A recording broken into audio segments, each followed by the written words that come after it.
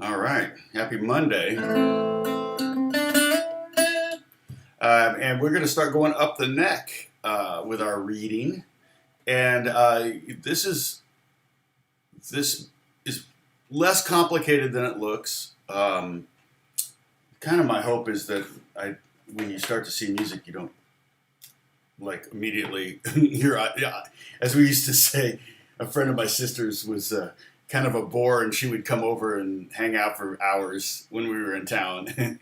And we would say, work in the word amigo for something into the conversation, and it would stand for as my eyes glaze over. So my hope is that when you see a chart like this or music, that your eyes don't start to glaze over, that you will begin to have some basic understandings. Now, we're only going to be playing a total of four notes on this, and basically those four notes right there.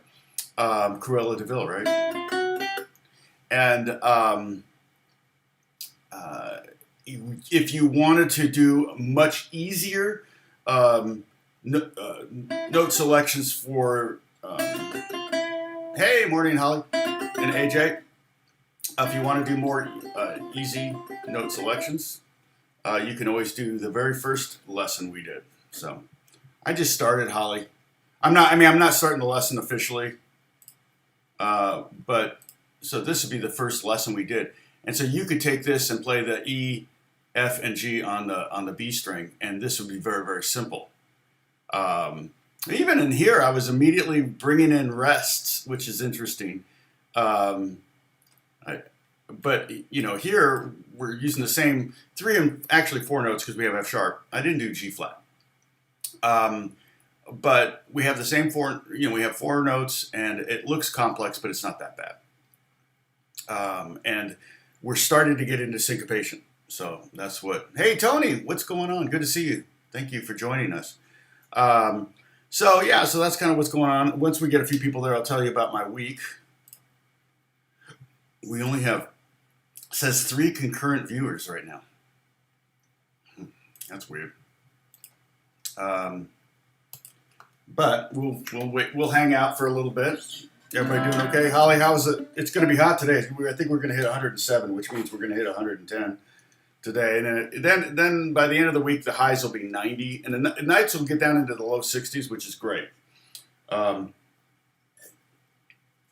haven't run in a while, but not because of the heat. Joseph, good to see you. John, everybody smile for John so you can see your teeth. Speaking of, we do need to do another Zoom thing, don't we? We need to do another Zoom gathering. Dang it. Well, I'll tell you what. We'll do one once Beth is back to teaching, and we had a house full. Jack was staying here, just got a new apartment, so he was kind of here in between apartments, and then Emma, my daughter, was here because she's out here doing an event that she's 23-year-old kid is emceeing events and being goofy and acting and memorizing things and dancing and stuff in front of thousands of kids. She just blows me away. The confidence this kid has, it's like I got that confidence in my. Well, when did I start doing it was like late 30s when I started first public speaking. And I remember when I took speech class, which is like, why did I take speech class? I hated giving speeches. I hated public speaking.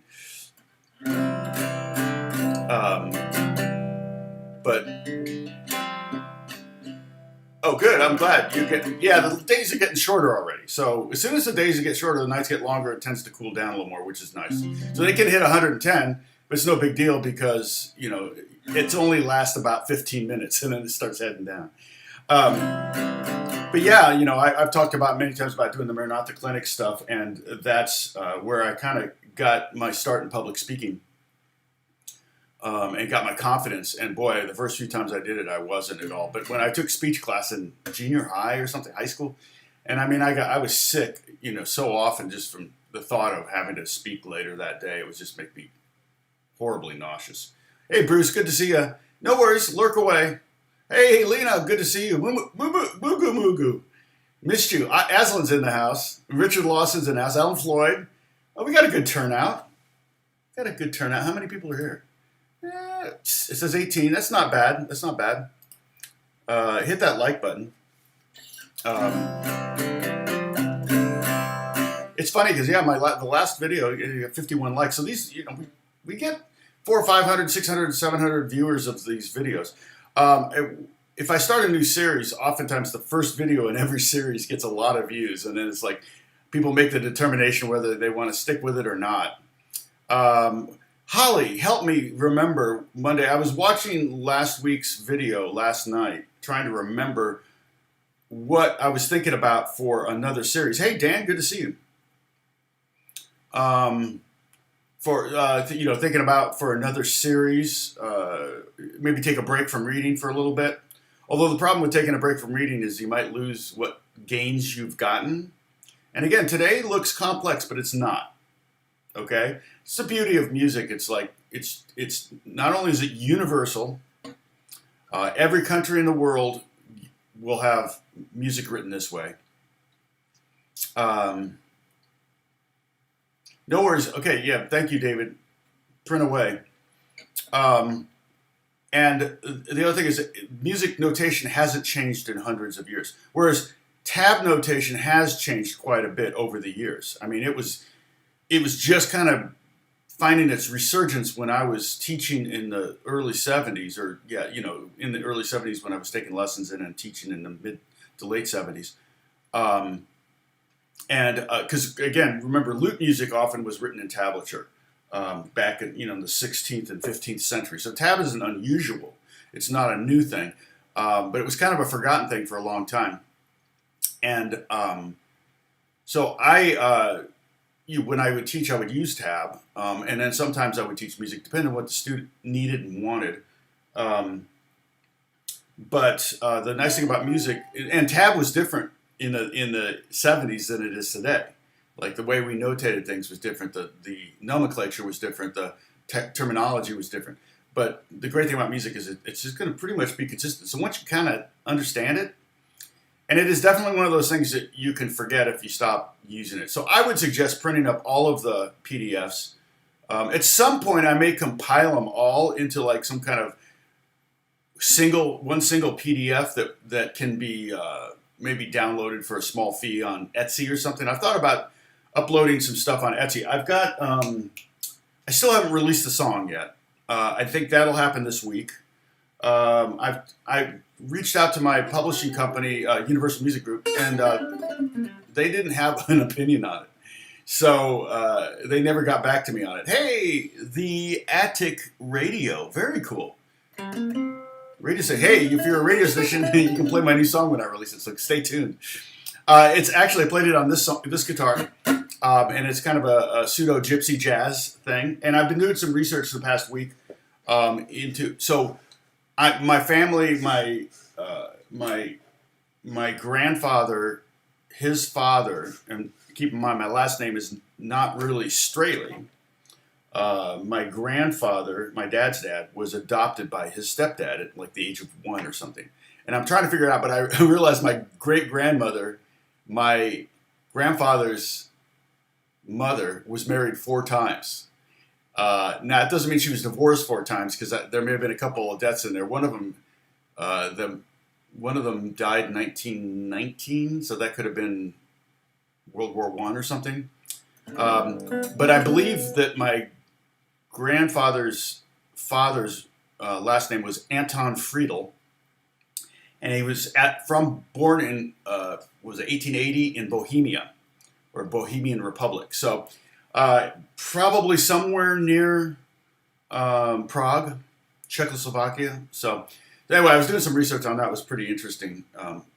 Prague is one of my, probably my top 5 places I want to go that I haven't been. Was thinking about doing a Prague-Budapest kind of thing, maybe 5 days in each or something. Would be kind of fun. Hey, Paul, good to see you. Sam Stamos, good to see you. Okay, we got a quorum.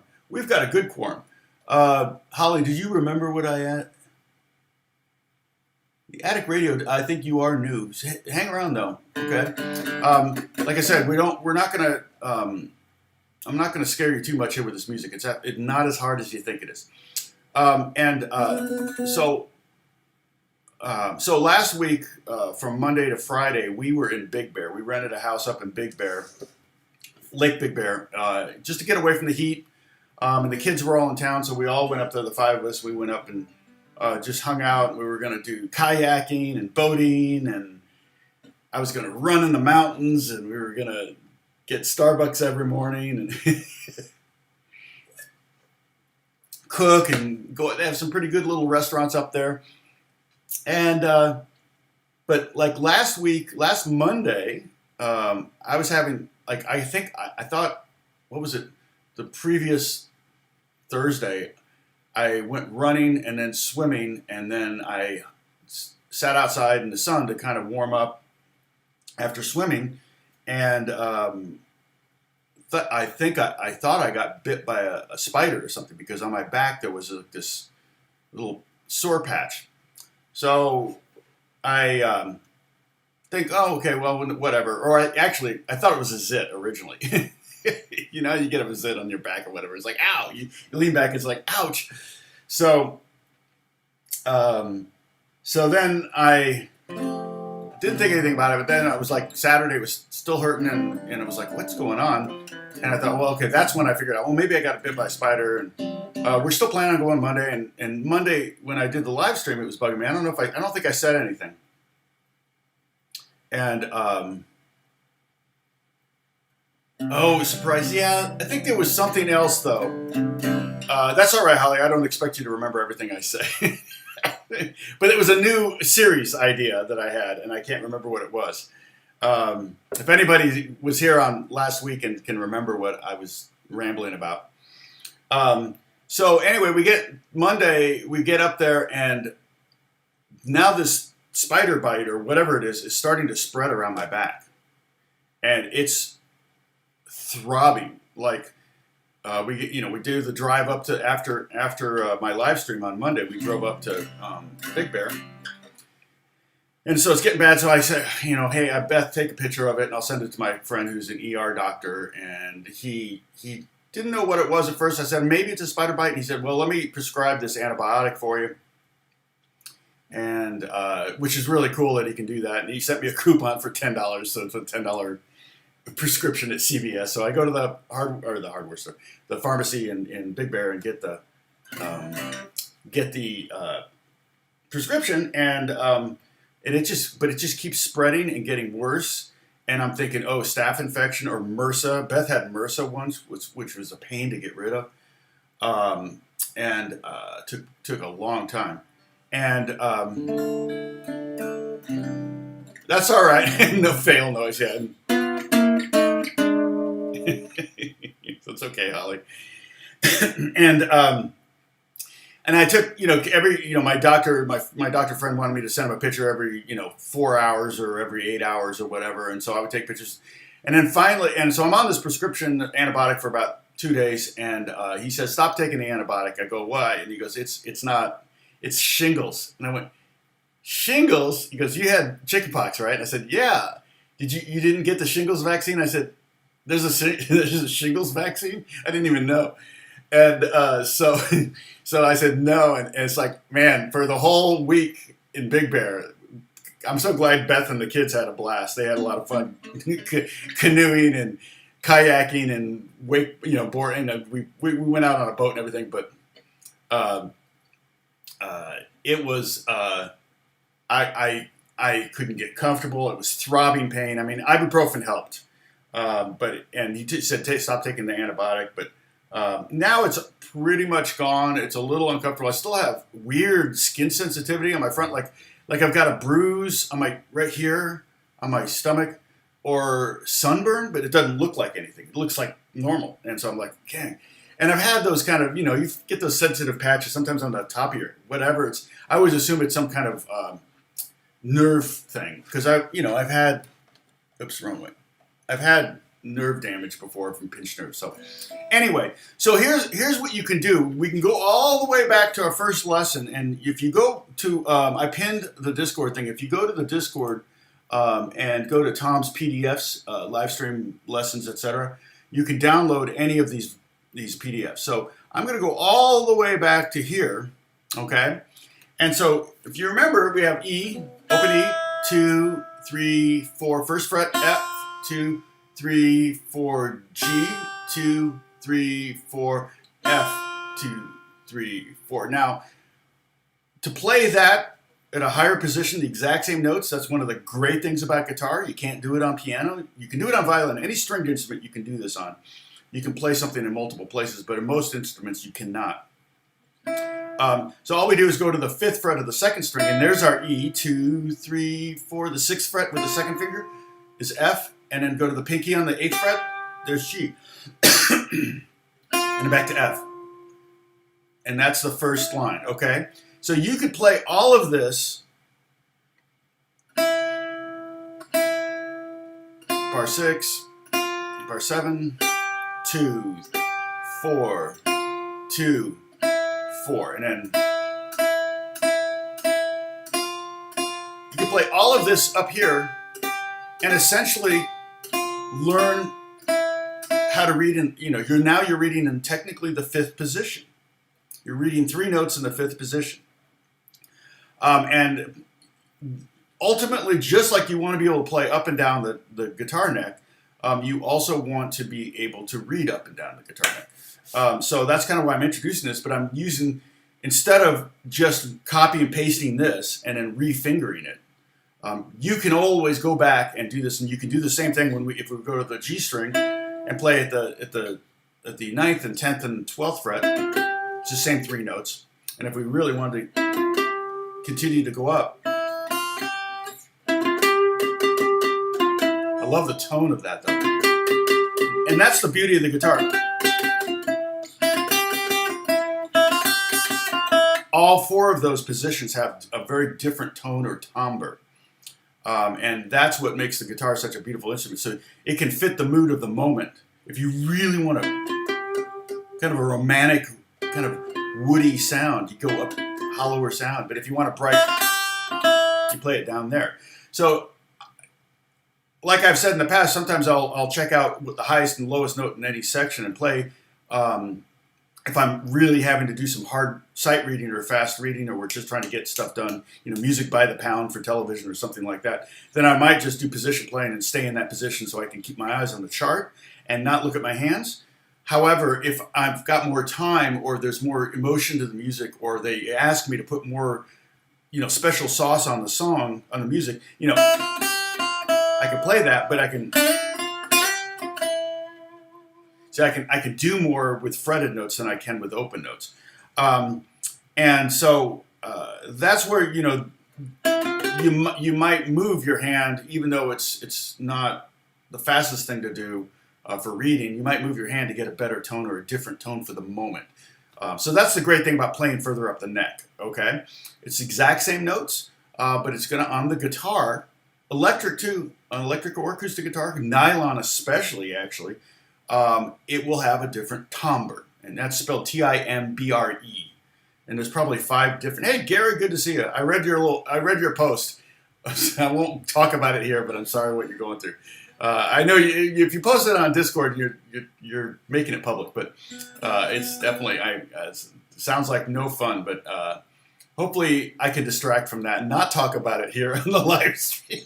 You're trying to get away from thinking about that crap. I just continue talking about it because I can't help myself. Molly, mole, mole, mole, mole. You ever see Austin Powers? Okay, so you see them lurking. Let's see, who else? Anybody show up yet? Okay, so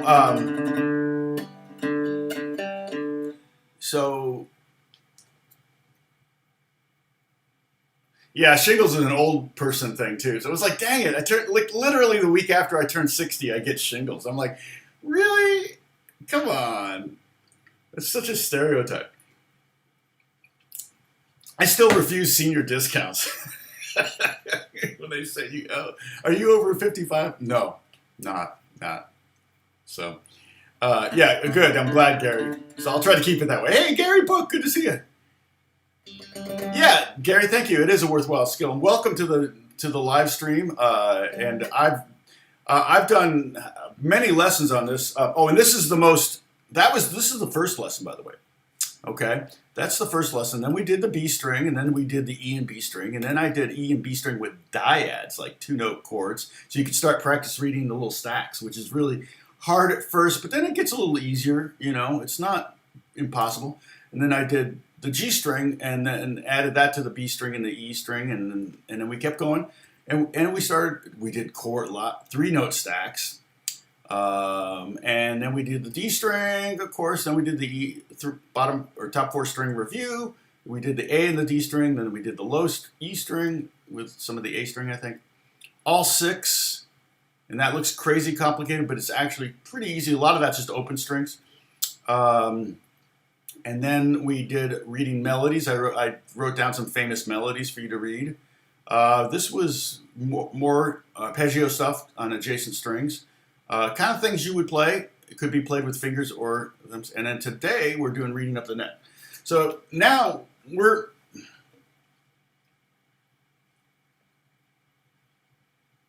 interesting. Well, the thing is you can't get shingles the second time. So now that I have shingles, I don't have to worry about it again, which is great because it was a real pain. It's not contagious.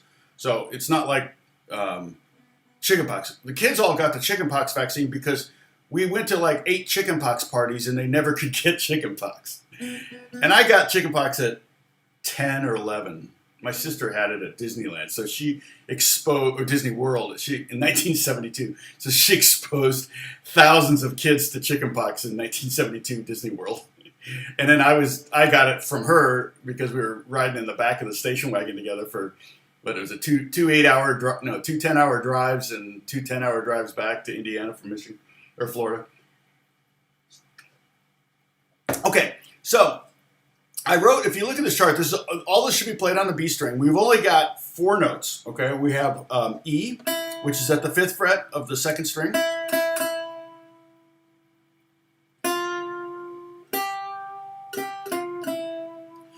Yeah, well, I've still got it. I've still got shingles. It wasn't MRSA. No, it wasn't MRSA. Yeah, no, he told me to go off the antibiotic, so I'm not on the antibiotic anymore. Although my cough went away. I have like this nagging little like phlegm cough, and it went away, which is good. But I stopped taking the antibiotics because he said it didn't do anything. No, it was definitely shingles because it was going around my body in bands, perfectly straight bands around my body, just like shingles does. So yeah, it's definitely shingles. It's still painful. I'm in pain right now. I'm not on any pain meds. I didn't even take ibuprofen. But I'm bucking up for you guys. Yeah, my back and stomach still hurts. It's only on one side of my body, which is how shingles work. So, yeah, if it were MRSA, that would be bad because that would be contagious, and the kids would have had it too because we shared jacuzzi and everything. So, but yeah, and my friend's an ER doctor. He sees everything, so he checked me out pretty good. So, all right, so we have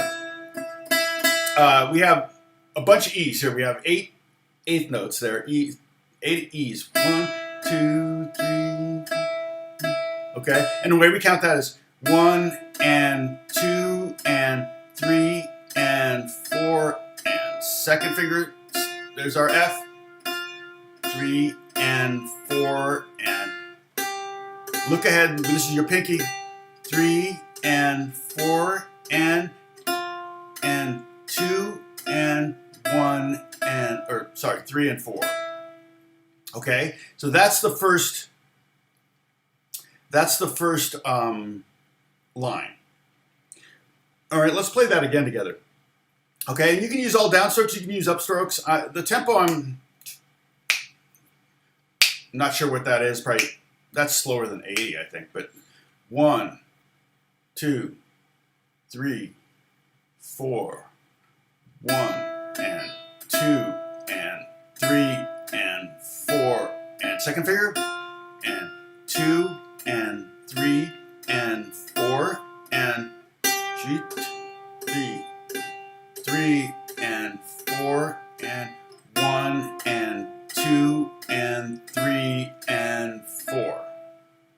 Okay? Now, the next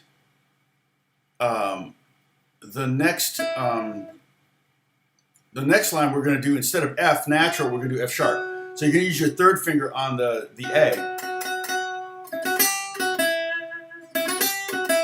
My friendly style. You should hear my thoughts. I hate all of you.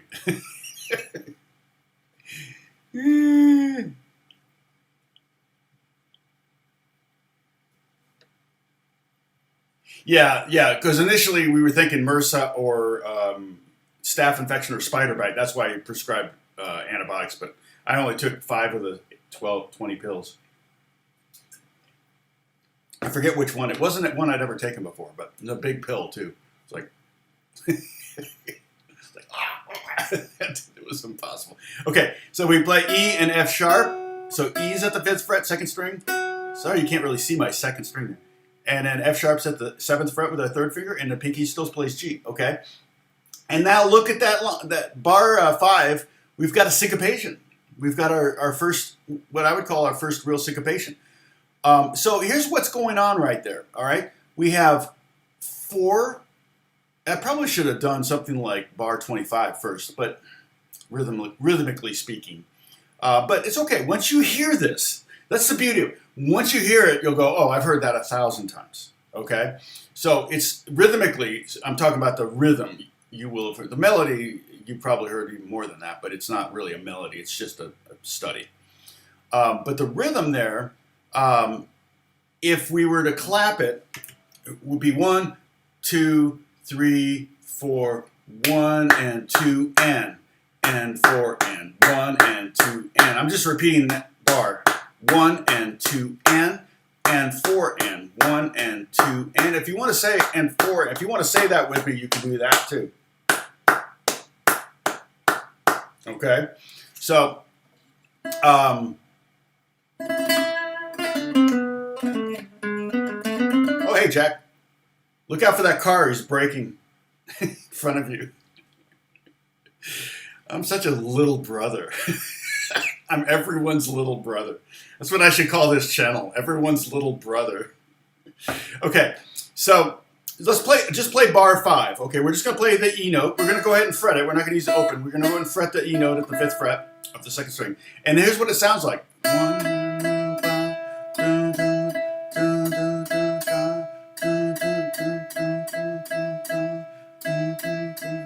It wasn't amoxicillin.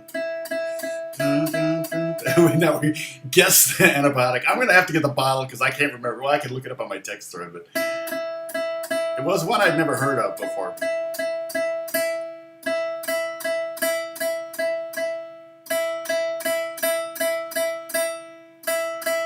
Hear that? You see where that tie is where that you're basically the tie again. Just so you know, the tie adds the value of those 2 notes together.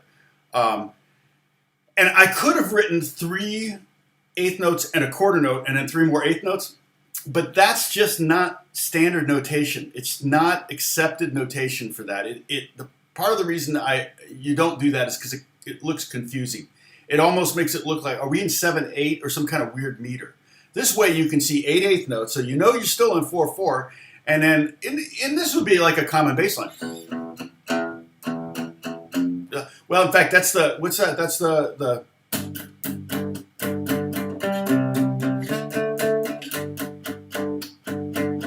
if I, instead of making that tie to a 2nd eighth note, if I put an 8th note rest there, that would be that best friend's girl rhythm on that first chord. Bum, bum, bum, bum, bum, bum, bum, bum, bum, bum, bum, bum, bum. So that's the rhythm that's there. Okay? So what's going to happen is you're going to, just like you look at that first note and you see E and you go, oh, that's E. Oh, now I know it's E here too. Okay?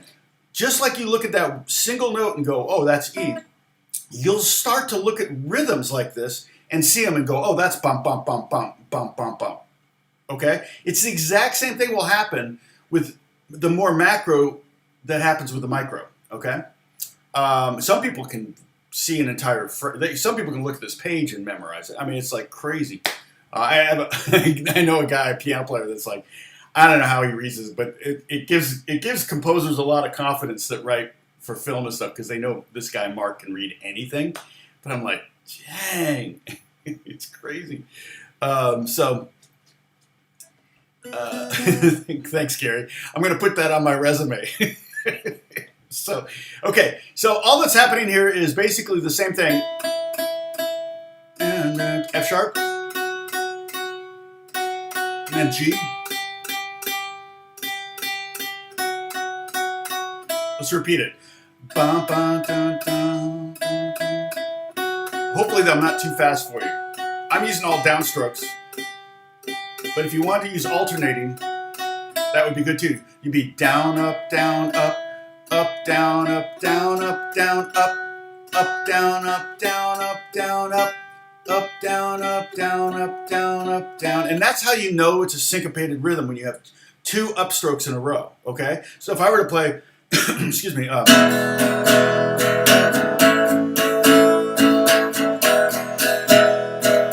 I'm going down, up, down, up, down, up. And if those were slashes instead of note heads in bar 5, then that would be a rhythm. That would be like a rhythm chart. And there would usually be a chord name written up there. So it would say like E chord. You know what I'm saying? So, the skill and knowledge you're attaining here reading single notes will apply to reading rhythm charts. And we're going to talk about that, Holly. That was one of the things I will be talking about. Once we kind of navigate through the waters of syncopations, I will do some lessons or a lesson on reading rhythm charts, which may be the more common thing you would run up against if you're trying to kind of enter into professional music, professional guitar playing. Not even professional. I mean, I'm talking semi-pro. I'm talking about you live in a small town in Wisconsin, Gary, and there's a little repertoire theater, and they need to put together a band for the music. You know, they're doing Oklahoma or Music Man or something. They want to put together a little band, and you can do that, and they have a little budget for it. You make $75 a night playing in the band. I mean, nothing's more fun. I love being part of those things. A lot of work. You got rehearsals, usually paid, and you got but if it's all volunteer, if everybody's volunteering, then that's fine too. You don't have to get paid, but you can at least do the gig if you have the skills, and that's a fun. But being part of a group thing like that, where it's like intense work, particularly for the people on the stage, learning all that stuff, and then you do 4 or 5, 10 shows, maybe maybe not that many, but 3 or 4 or 5 shows, and then you get to the end of it, and you have the cast party. I mean, it's just family all of a sudden. It's like everybody went through this thing together, and they're just that much closer. So I don't know how many of you have experienced that, but it's something else, and it's very fun to be part of. I've been part of many of those kind of things, and so it's really good at the end. Hey, Jan's here. Good to see you, Jan.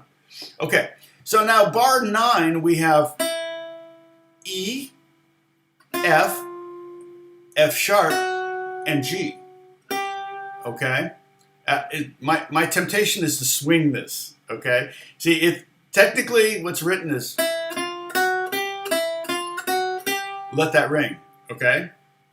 Also, when you're doing these strumming or these note rhythms, if you start to get them down, I would recommend maybe counting the 1 and 2 and 4 and 1 and 2 and 4, and that would make the knowledge and the skill even deeper if you're able to do those 2 things at once. Because technically you're doing like 3 things: you're fretting, you're picking, and you're talking with your face. Okay.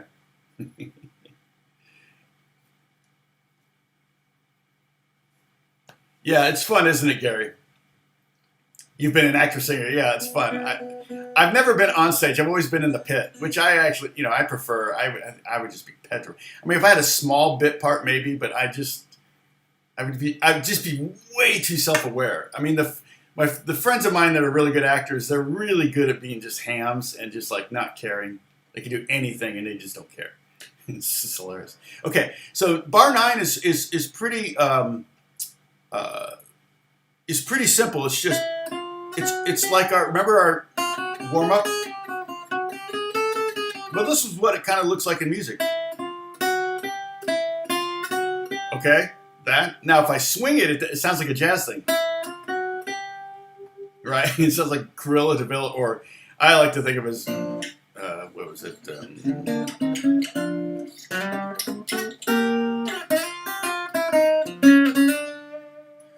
Blue Monk by Thelonious Monk. But yeah, so you can swing it if you want, but straight it would sound like this, and it's just E to G chromatically twice. 1, 2, 3, 4, and then backwards. 1, 2, 3, 4, and then I go 1, 2, 3, 4, and then 2, 3. So you can see, ultimately it's easy. It looks complex, right? I mean, looking at that, you'd be like, I can't read that. Nope. And then, but when you actually work through it, and trust me, what I was doing right there was technically sight reading, which means I'm kind of reading. I wrote it, so I know what I did, but it was kind of sight reading. It's okay if when you get a piece of music like this, we're talking about bar 9 through bar 16, it's totally okay. Yeah, chromaticism. If you go, okay, then what's the next note? Oh, okay, that one. And then F sharp. Oh, that one is 3rd finger, 7th fret. Okay. And then G, G's the 4th finger. Totally fine. All right. There's nothing wrong with like hunting and search and destroy mission for each note. And then you go, oh, and then you play it again. You go, oh, and you might play all downstrokes. Okay. So let's do that together. All downstrokes. Down, down, down. Again. Okay. And then let it ring. 1. Oh, how fast was that? 1, 2, 3, 4. And if we do it again, it would be 1 and 2 and 3 and 4 and 2, 3, 4. Yeah, you can do legato. That's true. Legato would mean not plucking. Just pluck the first note. Okay, that would be called a legato. And the way you would notate that would be to put a tie over those first 4 notes and over the next 4 notes, okay? Because like a tie usually ties between 2 of the same note, like we do the G note there. That note there is tied to a whole note, and so then you just count it for 4 beats. But if you put a legato over 2 notes that are different, or 2 or more notes that are different, then it means, in guitar notation, it means to hammer on or to pull up. So if I put a legato a tie over E to F, it would mean just hammer on. But we're not going to work on that right now. That would be much further in. But again, you'll notice what I'm doing here is we're moving forward on the music notation, but also moving forward on the rhythmic depth of what you're learning. Like I said, if you want to just practice reading these E and F and G, then go to lesson 1, 2, 3, 4. The real simple first lesson we did on sight reading or reading basics, and read that up here. And I'm totally fine with you doing that. That's actually would be really good, because what it would help you do is hammer home the knowledge of these 3 notes. And we're adding F sharp here. We added F sharp later somewhere else in the probably when we did chords.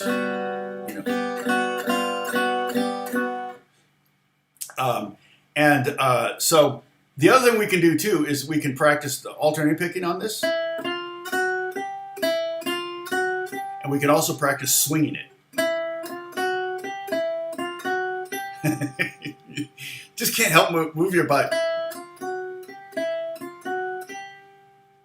right? Right? It's funny because Cruella de Vil and Blue Monk are the same tune for the first bar, 2 bars, or 3, 4 bars. I'm not sure. No, it's 2 bars. Okay, so then speaking of bars, bar 11, we go backwards. Sorry. You notice the difference between swing and straight. I just naturally swing. This kind of chromatic stuff just wants to be swung, so that may be too fast. Let me go slower. 3, 4. 1 and 2 and 3 and 4, and that's probably still too fast. 2, 3, again, 4. Notice I'm kind of hovering my fingers over the fretboard, right? I'm not tucking away my pinky when I'm not using it. I'm trying really hard to leave my pinky available. That's the exact reason for our warm-ups that we would do. Remember the one that was 1, 4, 3, 4, 2, 4, 3, 4? That one exercise was designed to keep you from tucking away your pinky when you didn't use it. I see famous guitar players tucking away their pinky. I do it too, but a lot of players will only play with 3 fingers or occasionally bring in the pinky. I mean, I'm talking famous players. So it's not necessarily you can't play guitar unless you can keep your pinky out there kind of thing. Obviously, that's not the case, but it's certainly nice to have it handy and available. 1, 2, bar 11, 4. Okay, now the next one, bar 13, we're going to go up and then pause. See the tie in the middle? Remember the bar 5? Remember bar 5 was right? Dun, dun, dun, dun, dun, dun. Well, that's the rhythm we're going to use here. Dun, dun, dun, dun, dun, dun, dun. 2, 3, 4. Dun, dun, dun, dun, dun, dun. So we're kind of combining bar 9 and bar 11. Now, I know you've already memorized that. See, that's kind of the problem. So what I want you to do is I want you to play that, but look at the notes. We can go slower. E, F, F sharp, G, F sharp, F, E. And remember, the F sharp carries until it says natural sign. That first thing on the F is that sharp sign that looks like the pound sign or the hashtag sign now. Like, it's funny because I always thought of it as like the pound sign or the number sign, and then it's now the hashtag. So it's got 3 different uses. And then you can see the natural sign, which has no other use. It's just a natural. So that it's E, F, F sharp, G held, and then F sharp, F natural, or just F, and E.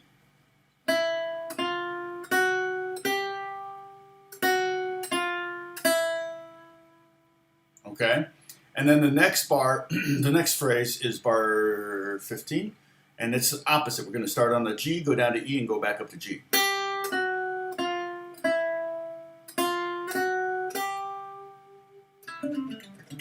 Okay, swung, that would sound like. You can just hear.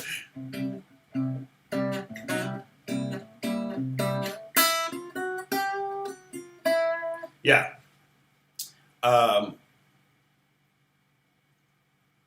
Oh, G. I need to play G twice. Oh, what? Oh, like that. I could have done that. I like ending the same way with on the and of 4. But I feel like it's almost more musical. This is a common phrase. That's a real common musical idea. So I could see, and same with this. Right? For symmetry, yeah, maybe. But for musicality, I think this is probably a more realistic phrase. Okay, now we're back to just 3 notes. For the next 2 lines, we got E at the 5th fret, F at the 6th fret, and G at the 8th fret. Okay, the rhythm here. Again, this is another one of those rhythms at 17 that you're going to go, oh, I know this rhythm, but it looks weird. Okay, but we have an 8th note and a quarter note. Now here's where we do use a quarter note. I could have done 4 8th notes and tied the middle too, but that's not standard notation. Okay, not sure where that started, but this for me is easier to read than 4 8th notes with a middle 8th note tied.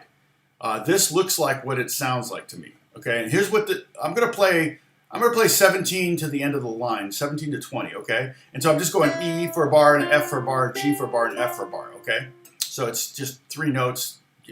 The left hand shouldn't be too much of an issue. This is going to be more of a right hand issue. I'm trying to keep my picking hand in here, and I'll go downstrokes on this, but it's...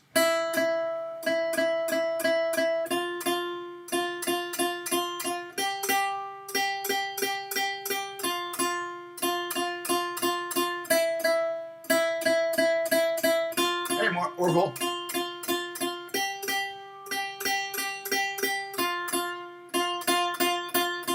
right? So it's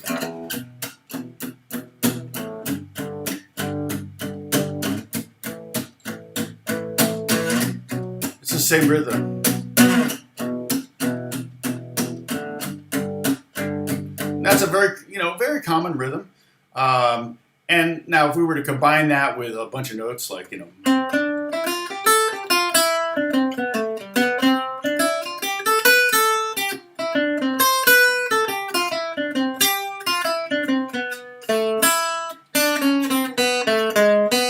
don't know.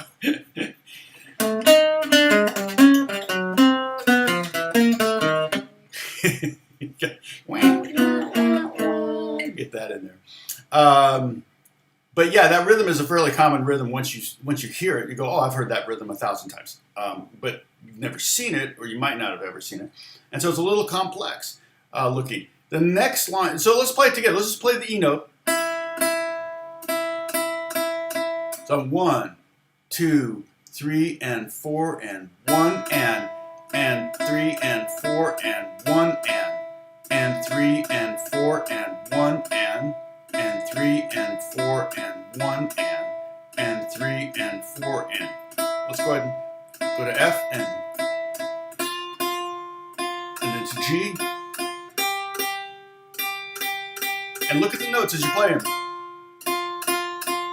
It looks like it sounds. Does it not?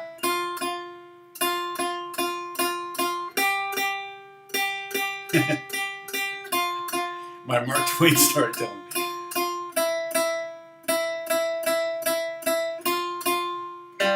The coolest winter I ever spent was summer in San Francisco.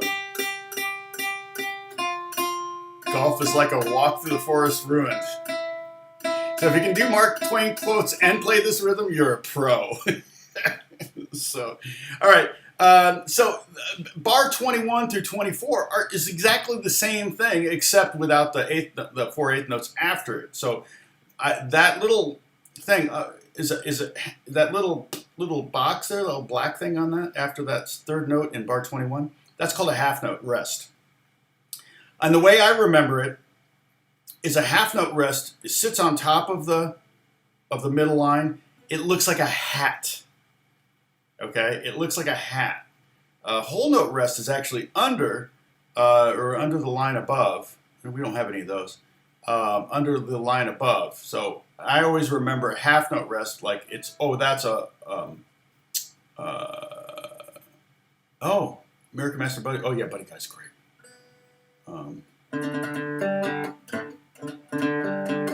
You're not a pro.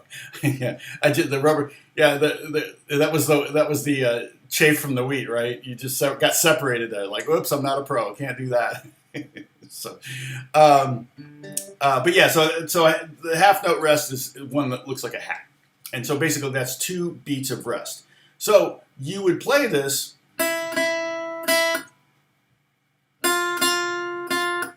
I'm going down, up, up.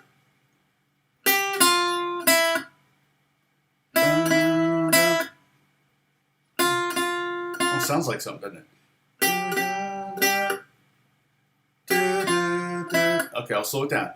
1, 2, 3, and 4, and 1, and rest. 4. 1, and rest. 4. 1, and rest. Almost hard or slow. Okay, but if you can see, it looks like it sounds again. And I probably should have done the next one before I did this one. But so when I started doing this, I was like, oh, this is easier than the rhythm before. So let me change the notes and make it hard. so that's why the notes are moving on the next one where they weren't so much on the previous one. Half note equals 2 beats, exactly. Half note rest is equal to 2 beats, or 2 quarter note rests. We're at the battery. These snarks are great, but the batteries, they seem to just devour batteries. They don't have an auto shut-off thing on them, or at least not that I've noticed. This one, I have another one here. Where is it? Here it is. This one actually has a metronome in it, I think, right? No. Oh yeah, this one has a metronome on the back, which is kind of cool. But tap metronome. Yeah. I've never used it. I'm really kind of cool idea having a metronome flashing up here on the headstock, but not really something that. Here, if you want, I can give you a link so you can check it out on Amazon.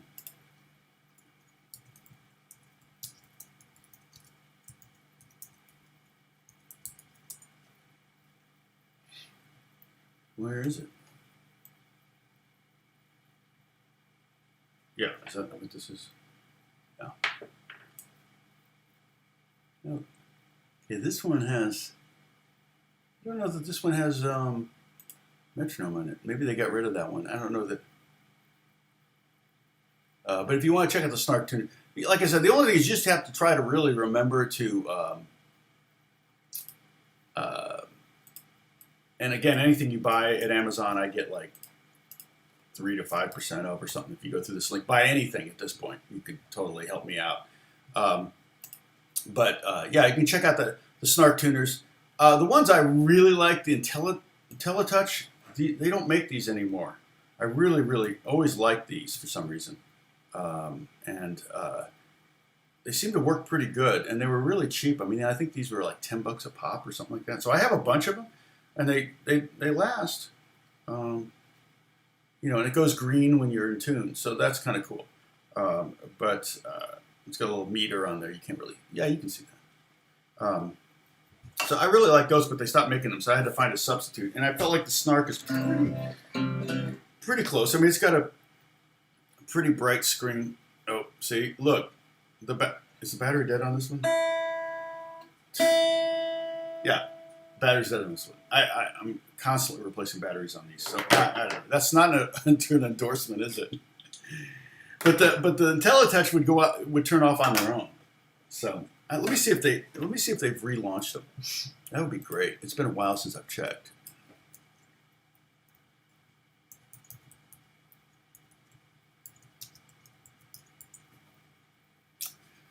No.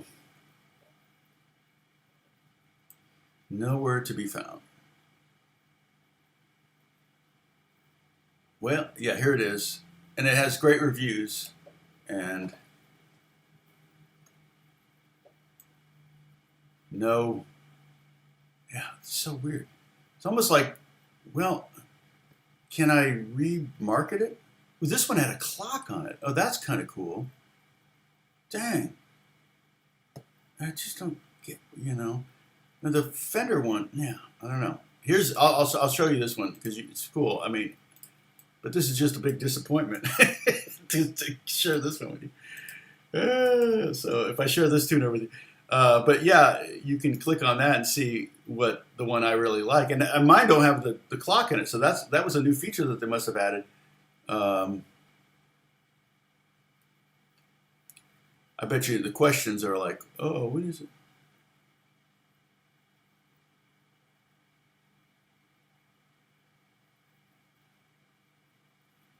Yeah, I don't know. All over. Are there other images? Oh, yeah. Interesting. So, it's an interesting thing, having a business that seems to be successful but then doesn't survive. Okay, so if we look at bar 25, we've just got, here's the rhythm on bar 25. If I just play the E note, 3, 4. Oops, I'm sorry, it should be short at the end. 1 and 2 and 3, 4. 3, 4. Now, 3, 4,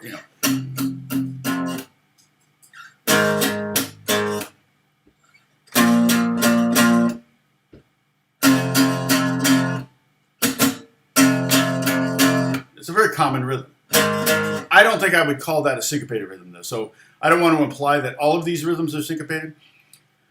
But it's definitely, it's a different rhythm that you can look at and go, oh, okay, I get it. Once you hear it, you're like, oh, it makes sense. And that's, again, one of the things I love about music notation versus tab notation. You might see, 3, 5, or 4 5s written there, and go, okay, 4 5s, and then the next bar, you keep going. Because you don't know there's a rest, because they don't have, the tab doesn't have notation for rest unless they start to add rhythmic notation with it, which I've seen. Like if you have the numbers and then you have the stems on it. But if you're going to do that, you're halfway to reading music because you've got the music rhythm notation. Now just learn the music notation. So let's see. Bar 25 is G, 4, 3, and then E to F sharp, 4, 3, 4. So I made it a little bit more complex than the same note, 4 notes in a row, but not much. So we have all 4 notes represented here. We have G, F, E, and F sharp. So all 4 of our possible notes here in this 5th position B string thing. Yeah, Becker, you've been off for a while. Yeah, with 3 kids, yeah, trust me. Beth and I had a band all the way through 2 kids, but once the 3rd kid came, the band just kind of like, yeah, we can't do this anymore. All right, let's see.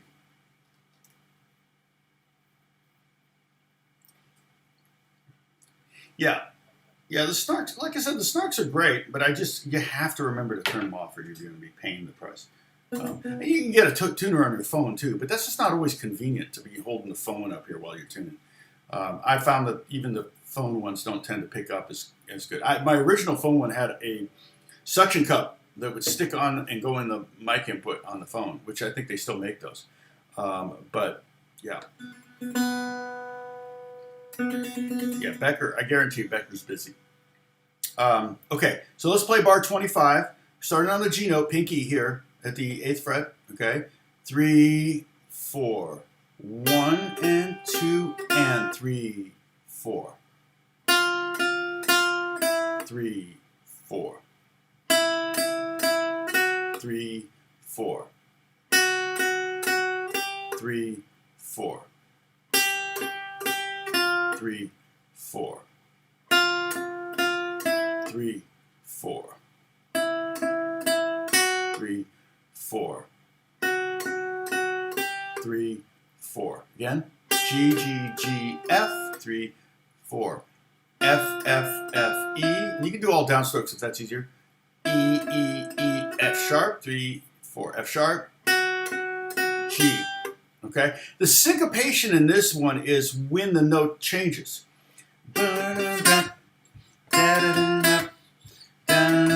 It's an up.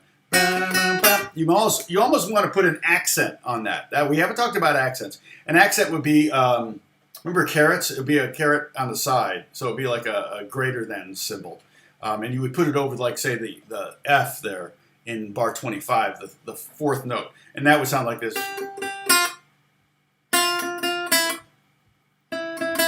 You might put an accent on the 1st and 4th note. So it would sound like this.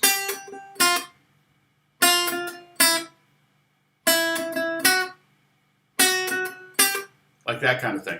Anyway, so I don't know of any melody that's particularly that, but you've heard things similar to that. Okay, the next one's very, very syncopated.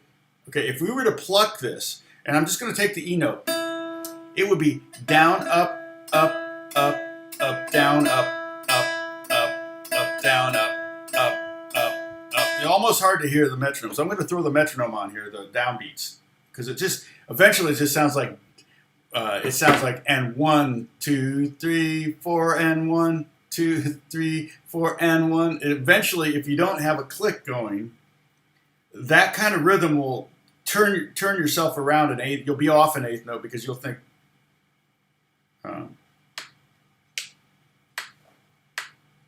This is 75. 3, 2, 3, 4, 1, 2, 3.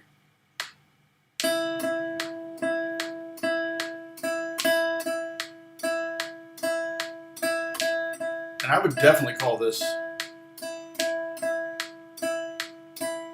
Oh, really? For $40. So someone hoarded them. Yeah, you can probably find it on eBay too.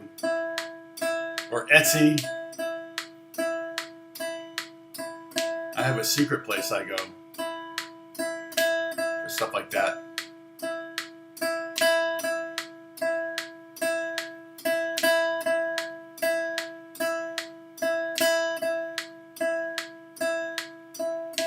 don't know if you can hear that.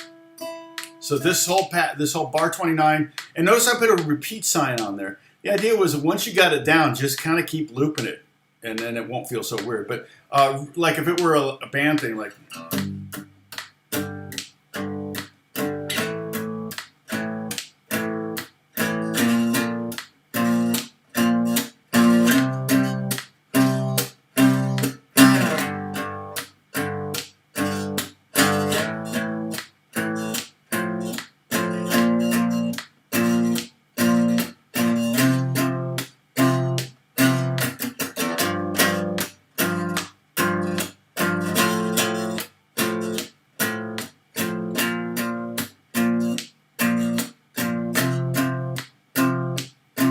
And actually, you could this as it's written. Those quarter notes should be held out. So 3, 4.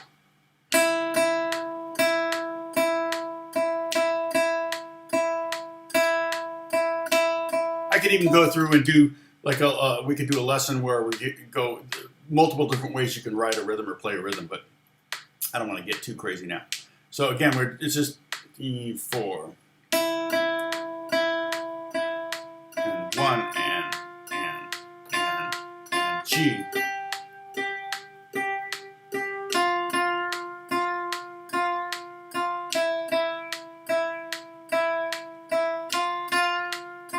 Yes. Yep. Becker, you can totally do that. So, like it meant, like that rhythm I was doing.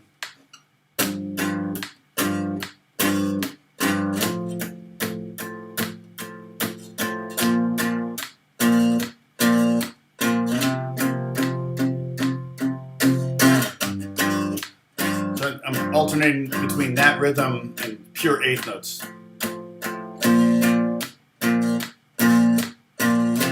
Or you could even do quarter notes. Check this out.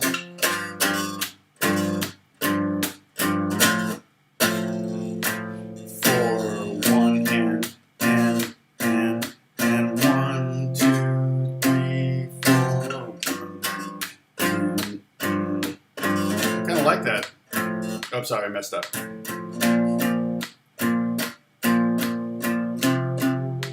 Yeah. Yep. Yeah, yeah, basically what I just did. Yeah, right. And a lot of times a rhythm like that might just show up in the middle of a song. Okay, so maybe I'm doing.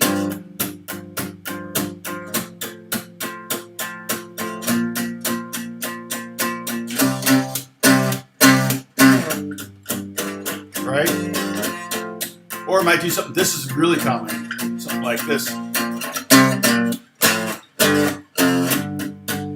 Right? Bam, bam, bam, bam. So a lot of times when you hear that rhythm, one of the most common uses of it is for some kind of movement in a direction. It gives you kind of some momentum. So like if I go.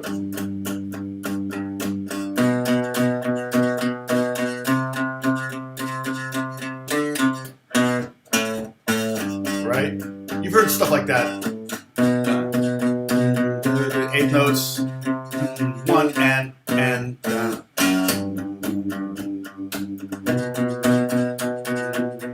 So a lot of times syncopations aren't repeated that nonstop like that. They're just there for. That's where the reading comes in handy because it's if you've got a syncopation like that and that's the groove through the whole song. If the whole song is going to be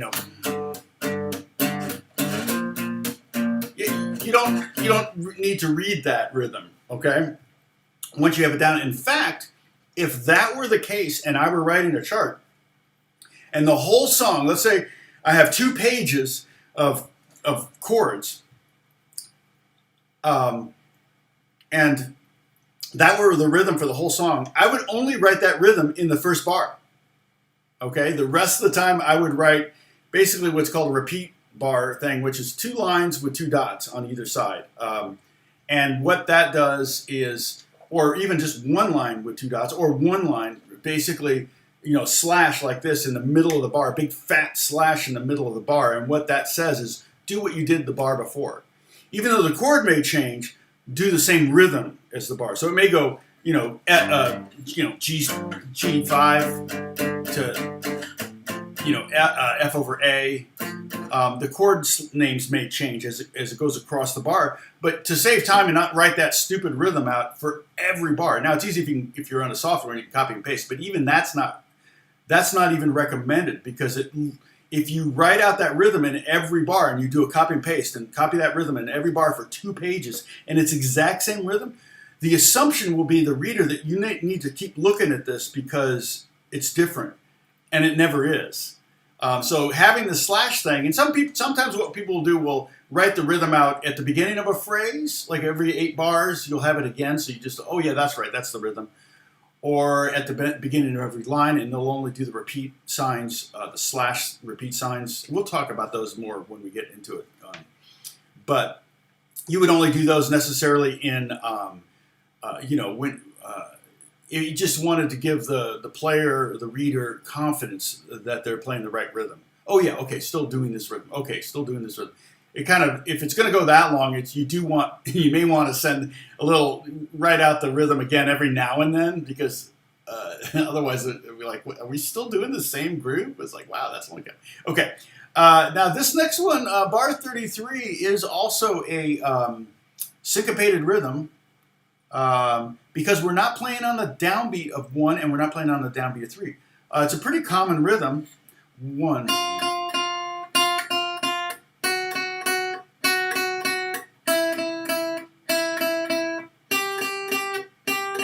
And I'm trying to, anyway. I'm playing up, down, up, because again, that would be how I would play it if it were solid 8th notes. Those 3 8th notes would be up, down, up. Even if I was playing it, if I went, that's it, like. So if I remove the 1st and 4th of those 8th notes, it would be, again, with a click.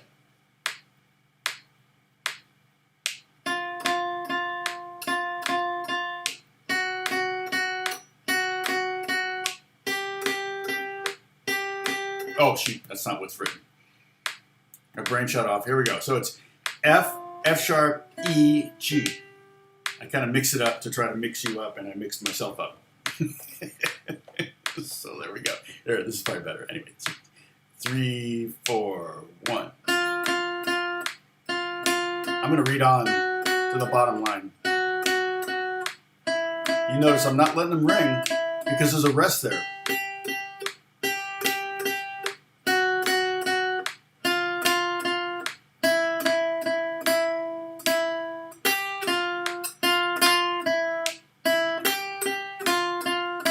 Wow, that's pretty hard. So that's pretty advanced, and that would be one where you really want to kind of go, okay, what's going on here? And this one where reading would come in real handy. And part of the problem with this one, okay, you'll notice that bar 33 to the end of the line 36 is the same rhythm, right? 3, 4, ba ba ba ba ba ba. Ba, ba, ba, ba, ba, ba, for 4 bars. And then the next line is the same again. Bar 37. Dun, dun, dun, dun, dun. But bar 37 to the end, every single bar has a different rhythm to it. And note movement. So definitely one of those things where you could slow it down to super, like 1 and 2 and 3 and 4 and 1 and 2 and 3, 4, 1 and you can write this on there. Remember, you can print up 2 of these, and you can write in 1 and 3 and 1 and you can write that on there. You can write the note names. You can write the fret numbers. You can write the finger numbers. You can write anything you want. But I would always print up a second copy that you write nothing on, so that when you think you've got it, then pull up that one and read that one instead, so that you're not looking at numbers, you're looking at note heads. All right? Does that make sense? All right.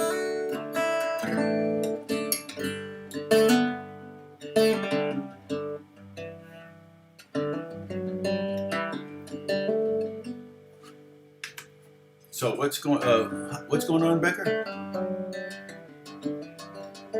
Oh.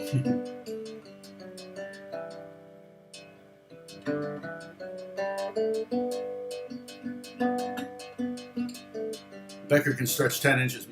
Mazel tov. Yeah,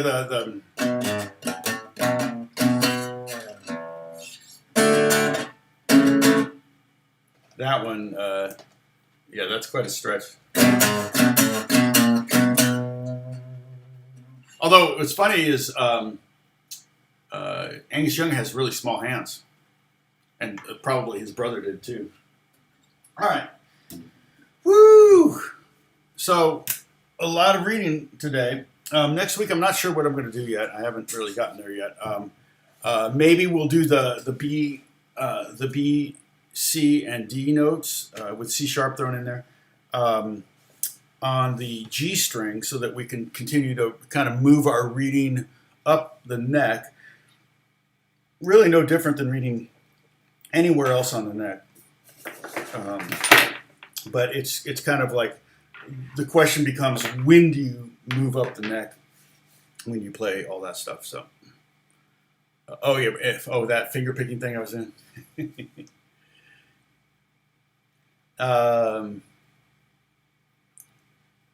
Did I play a ninth chord? So what else is happening? So Dennis and Holly are here. I know Bruce is here, but he's lurking.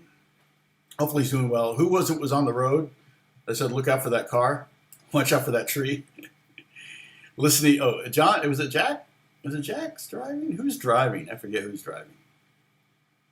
Oh, yeah, Jack. And Jack was.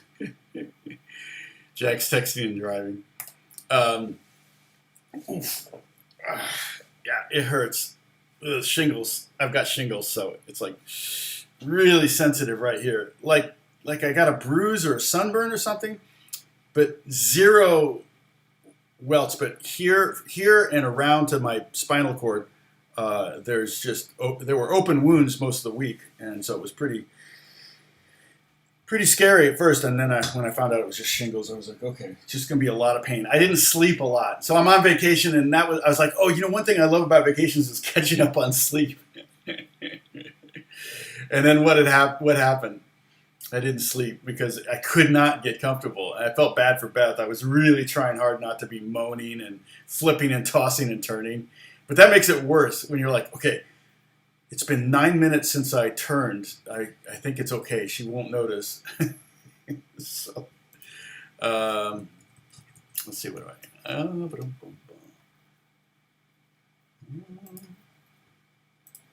Okay.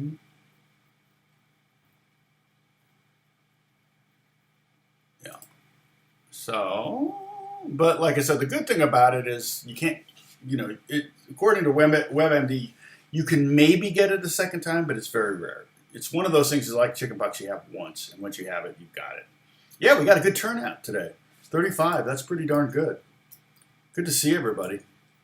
And like I said, I may do more of this, more syncopated rhythms. I may do variations of this, but not too much.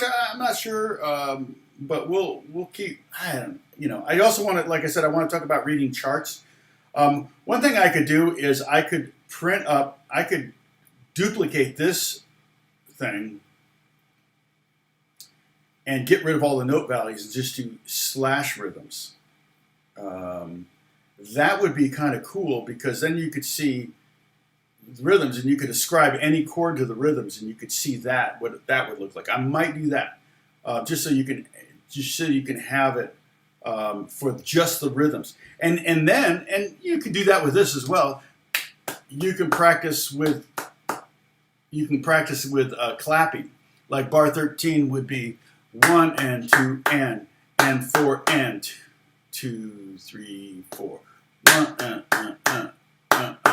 or you can practice with a chord. Like 1 2 3 4.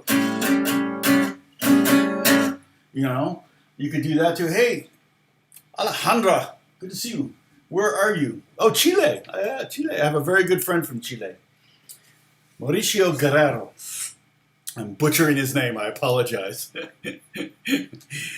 He's a great engineer. He's worked for a lot. Phil Collins, Gloria Esteban. Actually, he's in Miami right now. I think working for Gloria or working with Gloria on some stuff. E9 135 1359 or E9 is one. Oh yeah. Sam's giving us a music theory lesson. Yeah, I call that an E2 chord instead of E add 9. It used to be called E add 9 back in the 70s, and then I started using E2 because I got tired of writing add 9. So basically E2 is an E triad with the second added, which would be F sharp. E9 would be an E7 chord with the ninth added, which is also F sharp. Same thing. The 9 and the 2 are both the same thing. Just like the 11th and the 4th and the 6th and the 13th are the exact same note, but there's different implications. If I say G6, that means G, B, D, G triad with a 6, which is E. If I say G13, totally different chord.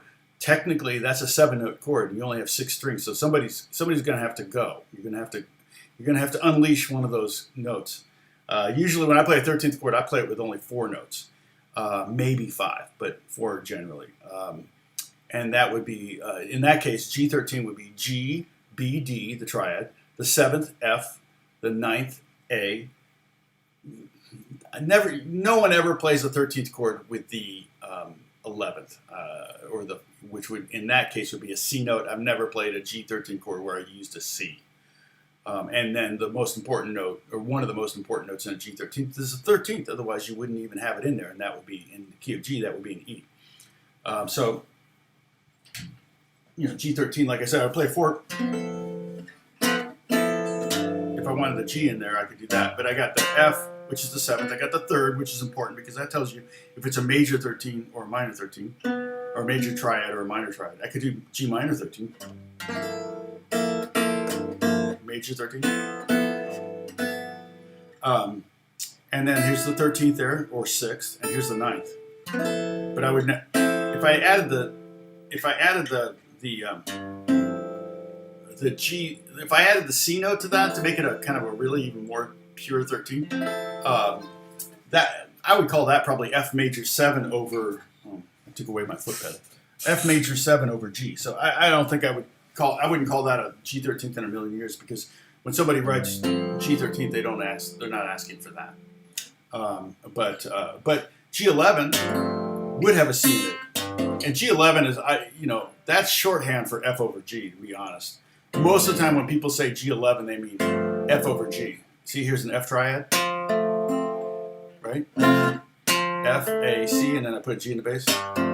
If you want to sound like Earth, Wind, and Fire, do that chord. Okay, Sam, you'll like this. Becker, you should like, if you're there, Becker, you should like this. But you get this chord. I'll write it out here. Hold on a second. F / G, or G11. It'd be 3x 3 2 1 x. Okay, that's what I'm playing there. I'm grabbing it with my fingers. I'm not, the A note's not really good. For what we're going to do right now, it's not really good to have any open sticks because we're going to move this chord. So if I just play those 4 notes, bottom, 4th, 3rd, and 2nd, then I've got a completely movable chord, transposable chord. So go up 2 frets, go up 1 fret, go up 2 frets, go up 1 fret, go up 2 frets, go up 1 fret. In other words, play a play a diminished scale, which is whole, half, whole, half, whole, half, whole, half. It's almost hard to say. But that sounds like an Earth, Wind, and Fire horn section.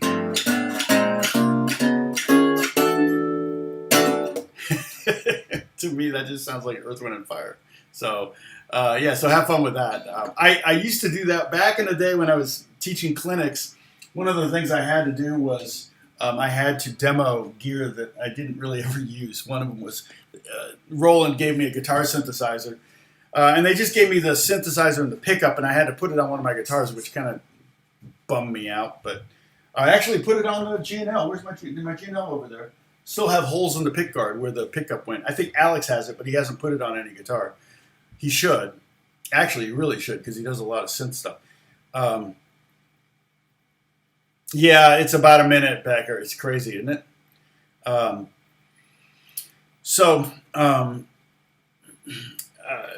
But I would do that with a horn sound, with a horn patch pulled up, and everybody would be like, whoa, because it really totally sounded like Earth, Wind, and Fire. So another way you can play an 11 chord, like that's how I would play it if I wanted, G, like G11. If I was in this position, they said C11, I would do that, which is a great little chord. Middle 4 string, and I'm playing C, and then I'm playing F, B flat, and D. So I'm playing a B flat triad with a C in the bass. So again, it's B flat over C, but some people will call that C11. And you could even, if it was really written C11, you could definitely go all the way up to the first string. So you're just playing 3, 3, 3, 3, 3, nothing on the bottom. Okay?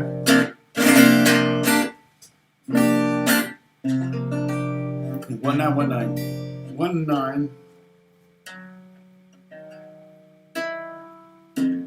That sounds like a flu epidemic.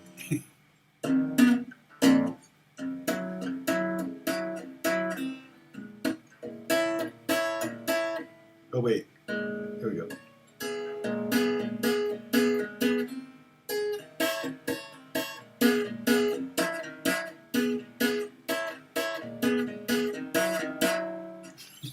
Squirrel!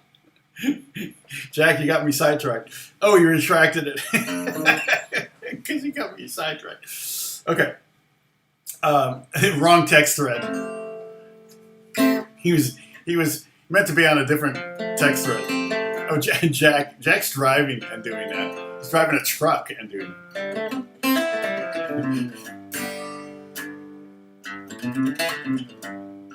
Wow. I don't know how big Beethoven's hands are now, though. But yeah, the 11 chord. So it's the same thing. If you did this, middle 4 strings, go up 2 frets and 1 fret and 2 fret and then 1, 2, 1, 2, 1, you would get that Earth, Wind, and Fire horn section breakdown. And eventually you get back to your original, chord. So yeah, that's just one of those kind of fun things to play on guitar. On piano, that would be really hard. It's funny because on piano, it'd be like, but on guitar, it's pretty easy. Yeah, Holly's pointing out my squirrelosity. My squirrelosity, it's a word. Oh, you saw his hands in a museum. Gross. That's really, really gross. I saw George Washington's teeth in a museum, but they were just his wooden teeth. That didn't Ben Franklin make his teeth for him? I think, or no, it was like Paul Revere made George Washington's teeth, or something weird like that. Yeah, it's something like that. I can't remember. It's one of those history things that you don't really need to know. That history's not going to repeat itself. Oh, you can do both the E and the A string. Yeah, that's crazy. Yeah, I guess that comes in handy. It's amazing that I did a video a while back on. It's fairly popular. Let me pull it up. But what did I call it? Some tips for guitarists with small hands, which it's kind of not fair because I have big hands. So yeah, there it is.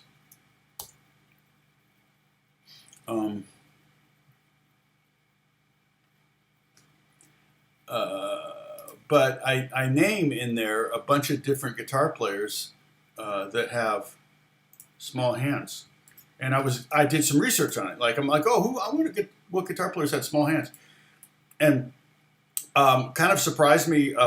Andy Summers was one, and that's where I found out about Angus Young. was another one, a guitar player that had small hands. And I got a little bit of beef or grief from people saying, well, I checked out your video on playing guitar with small hands, and you say, don't play guitar. And I'm like, no, I didn't say that. I love how people want to take offense. I said, look, who cares if you play guitar? I don't care. I don't, if I didn't play guitar or couldn't play guitar, I would probably try to find another way that I could have an outlet for music. Say my left hand became paralyzed. Well, I think maybe, I already have all the skills and the knowledge and all this stuff, so I might become a pedal steel player because the left hand doesn't have to do anything to hold a bar and move it in the right spot. I mean, it still has to have certain skills to get there fast, but most of the work is done with the right hand and pedals. So that way I would still be able to do music, and that was kind of my point. It's like, it's better to have fun on a ukulele than to be frustrated on a guitar. And a lot of bass players are guitar players with small hands, and they just couldn't play guitar very well, so they picked up bass, and they got to play in great bands and got to make a lot of money. So it's just like, so I gave a lot of instruments as examples of instruments that are easier to play with small hands. Mandolin is a great one. My hand's too big for mandolin. I play mandolin, my hand gets sore and cramped, and it's just like the real estate. It's just like, I can't live in this area. Ukulele is very much the same way for me. So my hands are too big almost for those instruments. I can still play them, and I will, but Tom rules. So, oh, yeah, no, it's true. I mean, if you're of smaller stature, your hands are going to be smaller. I've seen it, I've seen people with smaller hands play amazing Beethoven things or any classical pieces where they can get those. They can get those tenths. I can get, what do I get on a piano? I can get, so C. I get an 11th, so, whatever distance that is. I wouldn't try to play the 10th. I would do with my left hand. My left hand is bigger than my right, though. With my right hand, I can't get the 11th. I can only get the 10th. You hear that?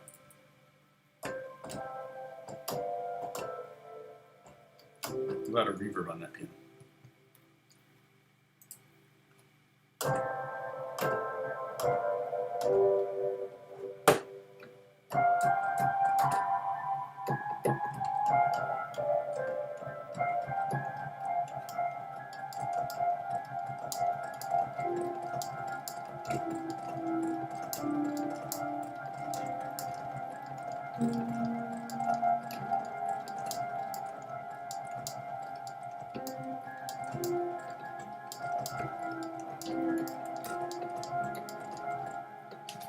So, I'm actually working on some stuff today, and that's one of the sounds I pulled up. So, yeah, I got some work to do today, writing for TV. Alejandro, you have small hands. Yeah, so so electric guitar can be a little easier because the necks are narrower. Okay. There are a couple acoustic guitar companies that make. I think Fender makes a guitar with a kind of a Fender Strat neck. It's a little narrower. I noticed my Gibson the headstock's narrower. The Gibson Les Paul, but my Gibson. So I have a folk singer. That thing's like a classical guitar. So classical guitars, the strings are going to be a little softer because they're nylon. They'll be a little bit easier on your fingertips, but the reach is going to be harder on a classical guitar. So, but I've seen lots of girls get really good with smaller hands, get really good at classical guitar, much better than I could ever be. It's totally possible. You can palm. Yeah, you can palm a basketball. I can palm a new basketball. I've never. You know what? I bet I could palm a basketball with my left hand. I didn't even try, but. If it's a brand new basketball, if you dribble it 4 times and it has any dust or dirt on it at all, I think it falls right out of my hand. But a brand new basketball, a really clean basketball, like a rubber one or even a leather one, I can palm it, but barely. I mean, just barely. I can use them. You can use two fingers on chords like E and F. Yeah, some people have fatter fingers and they can push down two strings. And I don't know if that's an advantage, but and some people need, like people with fat fingers are going to need to get a classical type guitar. So the Gibson folk singer, I forget the model. I think it's F22 or something like that. If you have big hands, and most acoustic guitars are Gibson folk singer, I think it's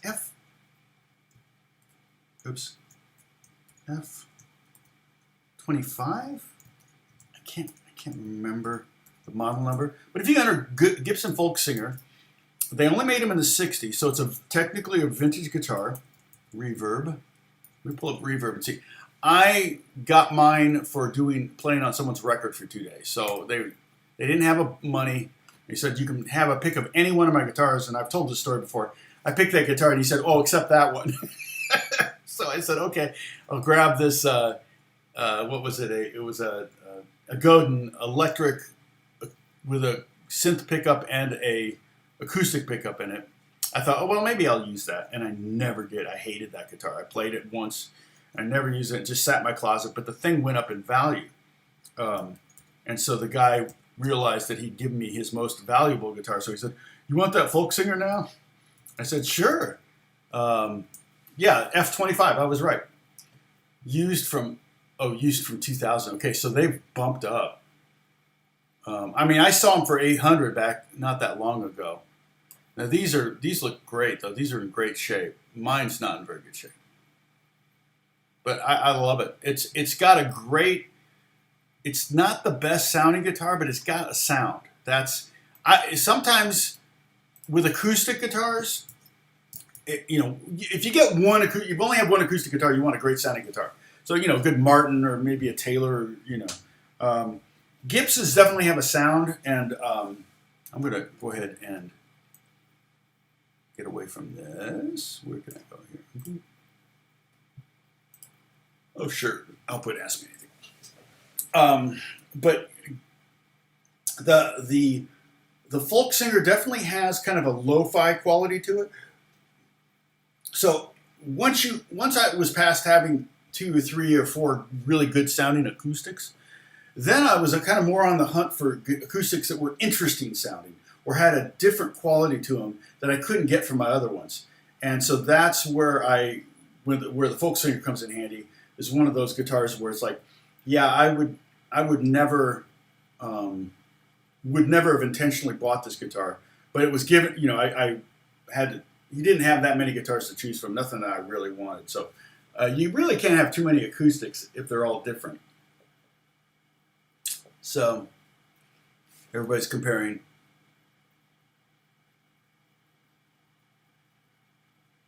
Oh, makes my Zager the go-to. Yep, because it has a wider nut. Exactly. But the folk singer is one of those, known manufacturer of acoustic guitars that actually is wider.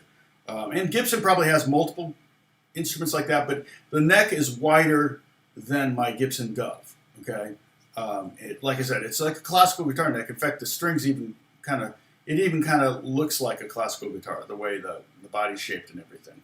So. Alejandro, I started with classical guitar, and it was frustrating at first. Now I'm used to it. Oh, you're used to playing it. Yeah. It is definitely frustrating at first. The other thing is, one of the problems with teachers is they go, okay, here's the next thing you're going to learn, here's the next thing you're going to learn, here's the next thing you're going to learn. And they just teach you what they've taught every other student. A good teacher will actually go, okay, look, your hands are too small to do this. So let's not learn this song. Let's learn this song, which you can do. Like, for example, like Stairway to Heaven might be too hard, but Blackbird, I'm going with old catalog stuff here.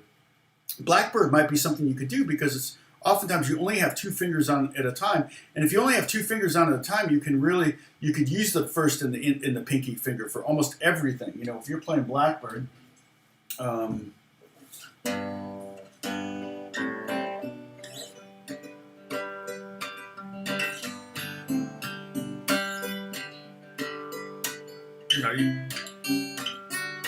it doesn't take really big hands to play that, because you can use your first finger and pinky for this, and then you could use, whatever fingers you get, whatever fingers work, but you're not having to do bar chords. You don't have to. So you just change that. The other thing too is like, okay, some people with smaller hands will write differently. Here's the thing, if you're, let's say you have small hands and you play guitar, and what you do, like there are professional musicians that never play someone else's song. They only play their own music, right?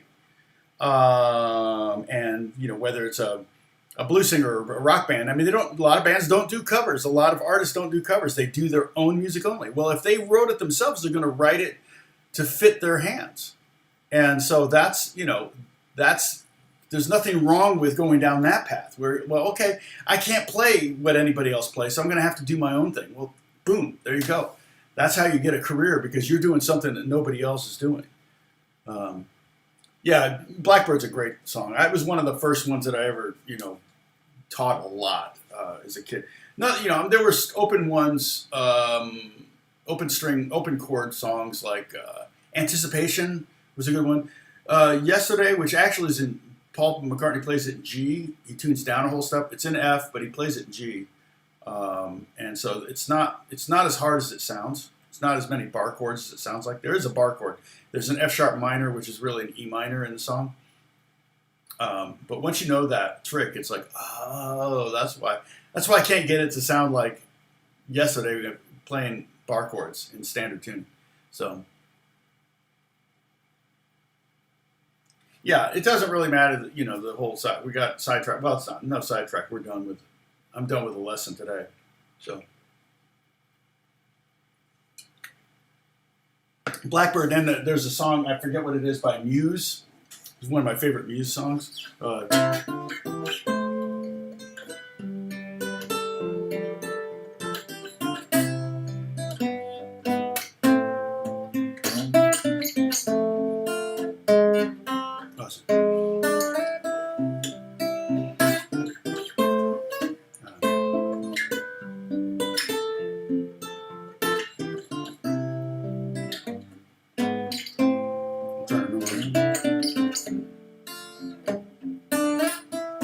Notice how squeaky these strings are? It's because they're not Elixir strings. Elixir does not make strings that will work on that guitar, because that guitar has loop ends instead of ball ends. Now, I did notice that there are holes in here. For the first time, I actually noticed that in these things there were holes, so I'm thinking about, although I think there's something different about, are these nylon? I think it's steel string. They're silver coated, I think, or something weird, but it's just those strings die so fast. Yeah, I wish I could teach Blackbird, but I can't. I'm not going to teach. I'm not going to teach songs because I can't monetize it then, so I can't make any money. So if you paid me to teach a guitar lesson, that would be different. You can find lessons of it. But there's so many lessons on YouTube of that song in particular. And there's tabs up there you can download for it. It's not particularly hard. It's just, it doesn't repeat itself a lot. You really, and for me, it's hard to sing and play at the same time because it's out of my range mainly. Like bird singing in the dead of night. That's way too high for me. Paul can sing pretty dang high. Yeah. So Alejandro, you can find lessons on it from other players. A lot of other places too. And maybe in retirement I will do song lessons or something like that. And where I have to share royalties and things like that. But I know there's some people that will do that, and then they upload the tab to. You can download it from like Etsy for a couple bucks. It's a lot of work. I don't know. I did see that one of the guys that I checked out was like, because he was doing that, and I went, oh, that's kind of a good idea. And he had something like 20,000 sales, and I'm thinking, wow, it might be worth your time if you had 20,000 $3 sales. I don't know how much he gets to keep of that, but he had a lot of tab up there. For every lesson he did on YouTube, he put a tab up on Etsy. And so I'm not sure. That would be impossible. I mean, my book, like I said, once we're done with this reading thing, I might compile it into a PDF so everybody can download it. But can we get to before let's see, how many likes do we have? Oh, we're at 29. Come on, need one more. Bill, what's going on, Bill? Oh, Bonamassa at the Greek lesson. Oh yeah, Joe Bonamassa. Who else was there? Anybody else join him on stage? It's funny because I know his PR guy.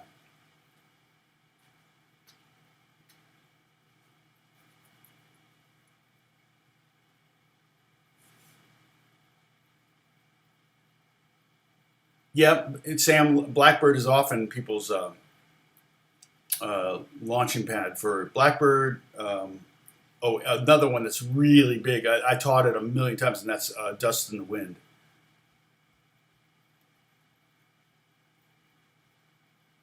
Okay, no one else joined him on stage. That's cool. Yeah, no, Bonamassa is great. He's great. I don't know where he got his money from, to be honest, because I never heard of the guy for a long time. Like, some people knew him, but, I was like a, Stevie Ray Vaughan fan, but, I was really more of like Eric Johnson fan and everything. And then I started to hear about this guy, Joe Bonamassa, and mostly from my friend who is his PR guy.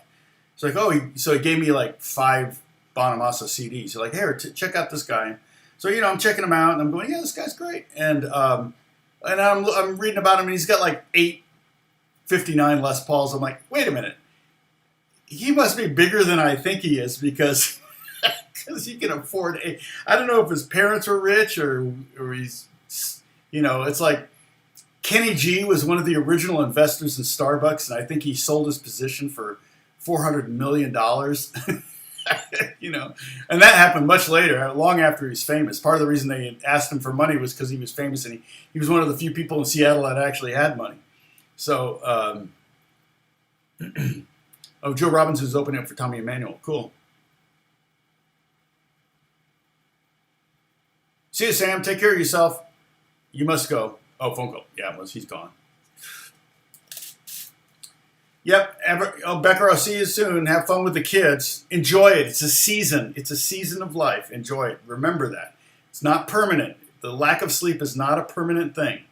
It's only temporary. There's light at the end of that tunnel.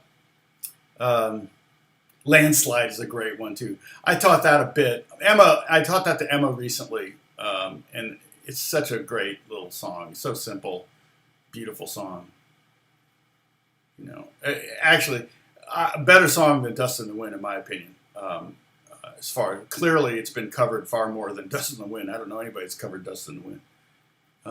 That's right. Alejandra's in it's winter there. 107 today in Los Angeles, so where I'm at, but in the Valley. It's called The Valley. 107, but it's going to be getting down there in the next, by the end of the week, we'll have highs in the low 90s, and the lows will be in the low 60s, which will be nice. Landslide is simple, Bill. Yeah. It capoed, but it's simple.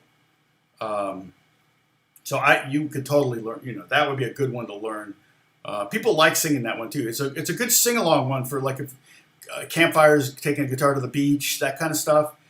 That's just one of the funnest things to do. I swear I had more fun taking a guitar to the lake and playing on the beach and things like that, just singing songs. We don't do that. You think with Alex playing, my wife singing, I think my wife kind of misses that we don't, do that kind of stuff so much anymore. But when it's your job, it's the last thing you think of. If I stopped working, then I'd probably be picking up my guitar to play fun stuff and having fun. Oh, you're in the Valley too. Oh, that's cool. That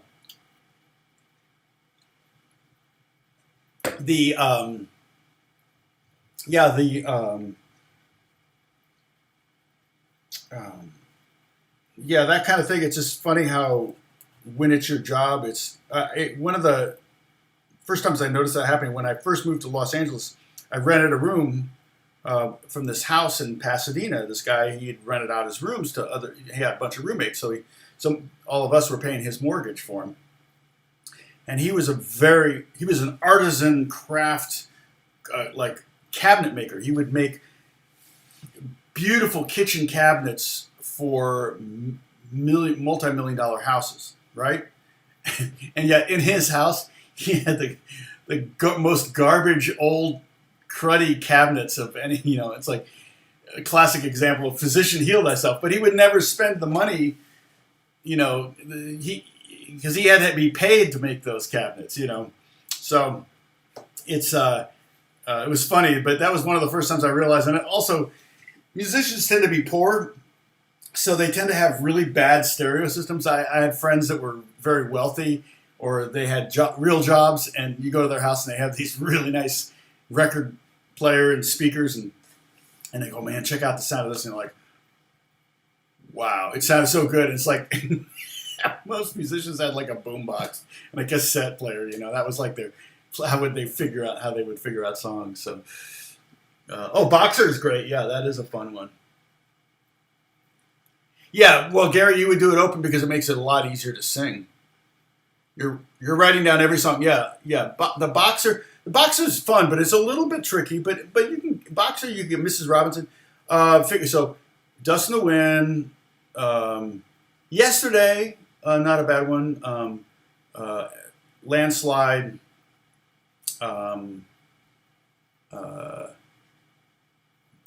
What was the first one? First one we mentioned was Blackbird.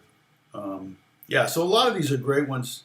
Any Simon and Garfunkel songs are really good because Paul Simon's a great guitar player. He came up with some of the coolest guitar parts back in his 60s. Other fingerstyle songs. I mean, I taught Stairway to Heaven a lot. You could do Over the Hills and Far Away, but I think that's a picking thing. That's not a finger thing. It's like. No.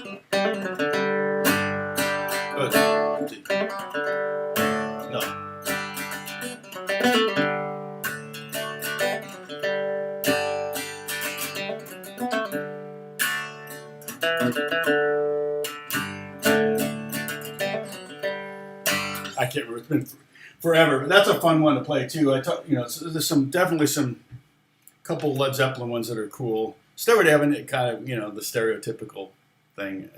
People get mad when you play it. But it's still kind of fun. It's a long song in a lot of different sections. So you kind of have to, you just take it and bite. You bite-sized pieces. So, okay, I'm going to head off. Another thing on my first is Lindsay's beautiful acoustic solo. Oh, yeah. No, it's a beautiful. Yeah, you should be able to get that one too. Could eat there 7 times a day. I know. I never think about Hey, I got 33 likes. Yay. I never think about Chick-fil-A until like Sunday after church. I'm like, oh, we should go Chick-fil-A. And I'm like, oh. And yet, I think that's kind of cool. I am very guilty of not taking a Sabbath, although last week was kind of a Sabbath. But there's something restorative to taking 1 day off out of 7. And generally, that's kind of built into our work ethic or our work system in America, but it's part of the 10 Commandments. And I'm pretty bad at it. I'm confessing here. Chick-fil-A, which is one of the few businesses in the world that actually does that, they close on Sundays. There's not even a close second. They make more per franchise than any restaurant chain in America, and more than McDonald's, more than Subway. And yet they are at the disadvantage of having 1/7 less time open than any other competitors. There are very few other places that are closed on Sundays. So now a lot of restaurants are closed on Monday and Tuesday. In fact, there's a restaurant up in Big Bear that's closed Monday, Tuesday, Wednesday, Thursday. They're only open Thursday through Sunday, and it was a very good restaurant. But basically, it's because the weekend traffic in Big Bear is so massive. And there was a line, oh my God, on Thursday. It was crazy. So, thank you, AJ. You've been here the whole day, the whole time. Have you been here since the get-go? If I scroll up on all the way to the top, I can't see it at the top because of my pin thing. I'm going to unpin. Oh, yeah.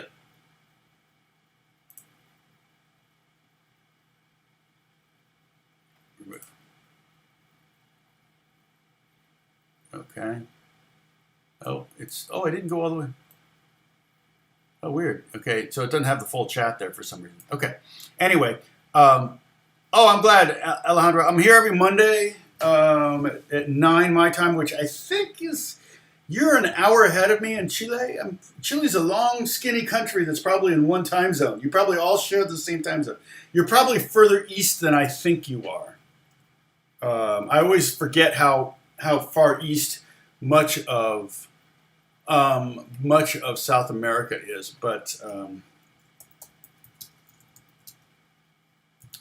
let's see, what is it? Time zones in Chile, Santiago. You're probably in Santiago. Current local time in Santiago, Chile is.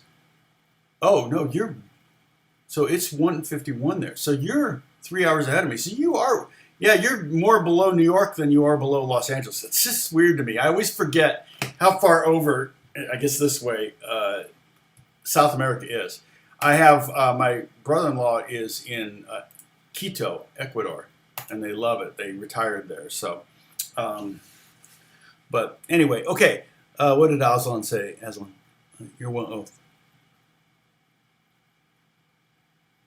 Everybody's saying their goodbyes. Don't forget to pop up in Discord for some after party fun. Check my between patients. How's the lesson going? Yeah, it's okay. It was not a very good lesson, John. You didn't really miss anything. You're gonna rewatch tonight. We talked about you a lot, so now you have to watch. I'm just kidding. Anyway, God bless you all. Thank you so much for watching. Once Beth goes back to work and the house is kind of quiet most of the day, I'll do another Zoom gathering, okay? And then Holly, I will try to do that guitar story thing. Alex can bring it out. We can do that. But we will. And then Holly, if you happen to think you can message me on Discord. I'm trying to remember what I was talking about doing another series on. If anybody remembers what I mentioned last Monday, I should have written it down. Usually I do, but I didn't today or that last week. So, but something came up during the chat, I think, and I said, you know what, I should do a series on that. Oh, I know what it was now that I thought about it. Caged method, restarting the cage method, because so many of you are new or weren't. Most of you are not around. So. Well, Bill, go to the Discord, and here, let me post the Discord link again. I just deleted it. Join the Discord, and the link will be there if we do it. Okay? So, here we go. There's the Discord link. So if we end up doing this, we've done it once before or twice before, I can't remember. If we do it, it'll be, I'll mention it here, but I'll also, we'll put the links and everything. At Discord, so you'll have to join that. Yeah, no, it's just bringing back the cage thing because it came up quite a bit. Adios, muchacha. Thank you, Alejandro, and subscribe and then join the Discord, and you can talk to everybody there too. And I bop on every now and then. So, do I have lessons online? Just my YouTube channel. Yeah. Just my YouTube channel, so it's free. I don't teach privately really anymore. Occasionally we'll teach. I work with actors and pop artists, but because it's very expensive. So I really don't. Yeah, cage would be good. Yeah, Alan, that's what I'm thinking. So we may take a break from reading. Again, though, reading, I'm probably going to say in every one of the lessons we take a break from reading. We're like, don't stop reading. Go back and review. Keep it up on your. Hey, Bob Hecker, good to see you. Keep it up on, keep up on a print all those PDFs and have them laying there and just pull up the easy ones, if nothing else, and practice reading. Pull out a metronome and practice with a metronome, slow, 75 beats per minute. You can work up to 100 or 120. That's awesome. But, 60 if you have to. You can set the metronome to eighth notes if it's too much space between clicks. That's the trouble with tempos like 60. It's like click, click,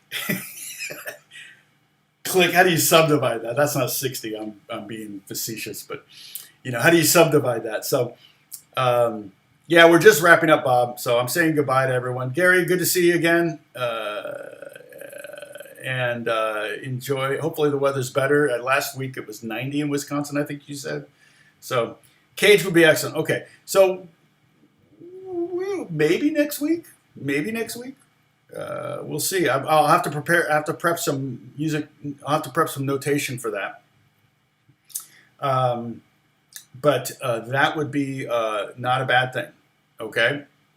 So happy to do it. And again, I could end up with, because I've got a lot of lessons on my YouTube channel about the cage method, and we talked about it. The first 12 lessons we did for the COVID lessons, when everybody wasn't getting haircuts. See, I'm getting my haircut today, I think. It's the plan, or tomorrow. But the first 12 lessons I did, so lesson 1 through 12, this is lesson 218 or something. Those were, ooh, man, right. It just hurts right here. It's like, it feels like I got in a fight, and in my back, I got all sorts of, I got shingles. I got the shingles all last week. It's been almost 10 days now, and it's much better. The throbbing has gone away, like the pulsing. I thought it was like little black bugs boring into my spine is what it felt like. I was like, what do I have? I thought I had some kind of like insect planted their eggs in my back or something. It was like, oh, it felt awful. But okay, you would be happy to learn more about the caged. Yeah, I mean, and the caged is for playing rhythm and chords and for playing solos. And it's a lot how I think about the guitar and how I map out the guitar. So it's a lot of how I think when I'm playing guitar or when I'm soloing, okay? So what I might do is I might go talk about the rhythm aspect of each shape as we go, and I might talk about the soloing aspect and show you a lick. Oh, here's a cool lick. We can try this one. And for each shape has its own little, proclivities, for lack of a better word. And there's a lot of better words. I just can't think of it. Okay. Okay, you've got cage written down now. So next week when I say, what was I talking about? You'll remember. Okay, I'll write it down too so that I have it sitting here on my piano. Caged. And if you're curious what cage stands for, C-A-G-E-D. Those are the 5 chord shapes. So all you have to know is those 5 chord shapes, and you're golden. So the first lesson, probably do an intro and talk about all 5 shapes, and then get more specific as we go. Okay? All right. Everybody, thank you so much. I'm going to end the stream now where everybody's leaving because I keep saying I'm going to do that. I'm like a bad parent. We're going now, Jimmy. Jimmy, count to 5. I'm leaving. I'm going to pull this car over. But God bless you all. Thank you so much for watching. Stay safe. Stay cool if you're in a hot place. Alejandro is in a cold place because it's winter there. It's Christmas there in Chile. So it's chilly in Chile. Chile. It's chilly in Chile. And so hopefully she'll be back on, maybe it'll warm up by next Monday. Okay. Take care, everyone. Bye-bye.